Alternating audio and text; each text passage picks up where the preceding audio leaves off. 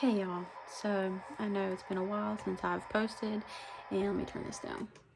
I know that I've said in several videos I would do some updates, and I said I would do updates over the pregnancy, and none of that happened. It's just, I'm just a stay-at-home mom, things get busy, I'm tired, you know, it is what it is. So, that being said, I do want to talk about my pregnancy with Violet and the birth experience and all of that, just to give everybody an update and let you know how everything went, if you care. You probably don't, but if you do, you know, here you go.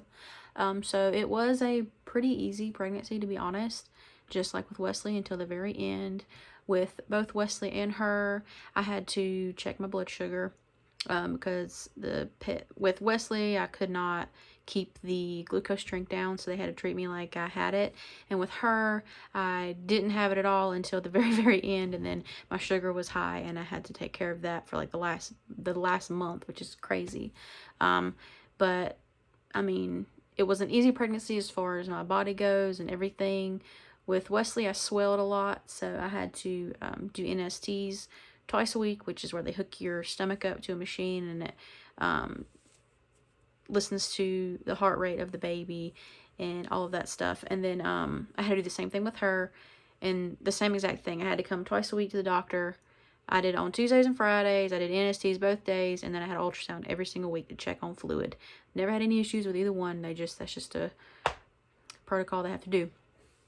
The only thing it was harder towards the end with her, only because with Wesley, I got pregnant in July, so the very tip end of my pregnancy was March and April, where it's still kind of cool outside. With Violet, I got pregnant like right around New Year's, and so that means I was the most pregnant and out there all during summer. Like literally, I was due like 2 days after summer ended this time. So it was a hot pregnant girl summer. Okay, it was not fun. That part was not fun. I didn't swell somehow with the heat and everything, but it was hot. So yeah. But overall, it was a pretty easy pregnancy. And because I had an emergency C-section with Wesley, if you watch my birth video with him, I explain how all that went down. Because of that, I had a scheduled C-section with her. So I knew probably about 2 months before I had her what day I was going to have her. And people kept telling me, oh, it might not happen. She might come before and this and that. But I know my body, and I knew I was going to have her on that day. And I did. And that was a very, very easy experience.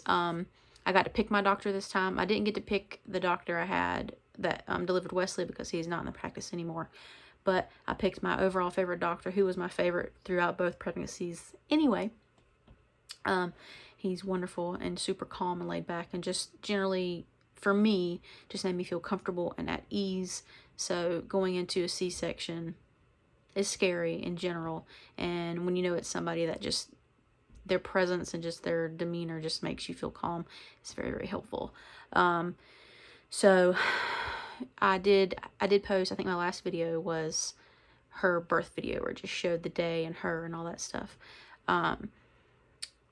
I went in, they had me originally scheduled for 9, but there was an emergency C-section that ended up happening before me, so they bumped me back towards like 10. Or no, I was supposed to be there at 7, and they bumped me back to 9 in the morning. And they took me back to the room. It was at 9:18. I remember I had to sit straddled on the table that I was going to be on, because the anesthesiologist, is that the right word? Maybe. He likes to go behind you, and that's just how he could get lined up the best with you. He also like kind of straddled the table behind you while he was putting it in my back, the needle. And I had a spinal tap for this. I remember looking at the clock, right, waiting on him to come in, and it was 9:18, and by 9:22, Violet was out of me. That's how fast it is when it's scheduled and it's just done. And then they had me all sewn up and everything. I had my tubes tied this time. That's my last shot. I'm 2 and through. We are done. And while I was open on the table, they went ahead and tied my tubes. They cut, tied, and burned, so there's no like oopsie later on down the road. He left enough where if I wanted to have kids later, he could go in and fix it. But for the most part, there's no way it's going to happen by accident. So there's that. But it was very, very quick. I remember them lowering the curtain, because they have a curtain up in front of you so you can't see what's going on, because, you know, it's not the prettiest sight in the world. I remember them lowering the curtain, and I just see this bloody child come at me, and he takes her hand and like drags it across my face. He's like, "Hey, mama," and then takes her back, and that was kind of funny. And this time too, because it wasn't such a traumatic experience and everything was so hectic, Tyler really got to be hands-on with a lot. He helped wash her, and he watched them weigh her and all that stuff. He got to see all of that while I was getting sewed back up. And they took me back to the room afterwards, and I got to do skin to skin. We didn't have any family come during that time because, well, I wanted Wesley to meet her first. I mean, other people could meet her at the same time, but I didn't want other people to meet her before her brother got to meet her. So, and he couldn't go in that area at all in the hospital. There is 12 and under, nobody could go back there, just because younger children are liable to be sick, and those are newborns, so they're not allowed to be back there. So it wasn't until later on that day they took me into the main room, your room that you stay in for 2 days, that he got to meet her. And he's still so little. He's understanding it more now, and it's only been almost 3 months, but he didn't really understand, you know, he doesn't really understand. He's only 1.5 years old. He's only 18 months. He's now 19 months, but yeah. But it was really sweet. He's really cute with her now. The other day, he got down on the floor when I had her kind of propped up against me, and he was like right in her face, like trying to love on her and talk to her. It was so cute. But yeah, so that was that. A family got to meet her and everything. The birth experience was wonderful. The aftermath, the last day, was not. I wanted to say something on this video. Just for any nurses out there that may be watching this, labor and delivery nurses, or anybody that is in, I don't know, I'm not a medical person. Both of my parents work in the hospital, but that's something that I've stayed away from. But so because Wesley's so little, and because he is on a sleep schedule, we did sleep training and all that. Even if we didn't, my mom and sister were here because my family lives 3 hours away. They wanted to be here, obviously, to see Violet for her when she was born. But I didn't want Wesley to be by himself at night in case he woke up in the middle of the night. I wanted Tyler to be there. So this was as normal of a transition as possible. I didn't want him to wake up in the middle of the night, you know, by chance, and it to be my mom or sister to try to get him back to sleep. And then he wouldn't get back to sleep, and he'd be tired and exhausted and confused, and it would make bringing her home that much harder on him. That was rather bothering me. Sorry. So I was by myself in the hospital at night. And I just had a C-section, which means I needed a lot of help from the nurses. The first day, they didn't even get me up until later that evening. Like, it happened, was a Wednesday. I didn't even get out of the bed until Thursday around like 6 p.m. And so I had help Thursday night naturally because I couldn't get out of the bed, and she's in the bassinet. I can't reach over and grab her without dropping her. So I had a lot of help the first night. The second night I needed help too because, again, I just had a C-section. My core was just cut open and a bunch of layers were cut into. So if anybody that's had a C-section, y'all know how painful it is to get up and down and how it takes time to be able to do that again without it hurting. And for me to get in and out of the bed, I could at that point. One, because it was a scheduled C-section. My body didn't go through a bunch of stuff beforehand, so I wasn't as sore. But it still took both of my hands and arms to push myself up into the position, get my legs, you know, swung to the side of the bed to get out of the bed. So getting in and out of the bed holding her was terrifying to me, and I wasn't going to do that because I wasn't going to drop my child, okay?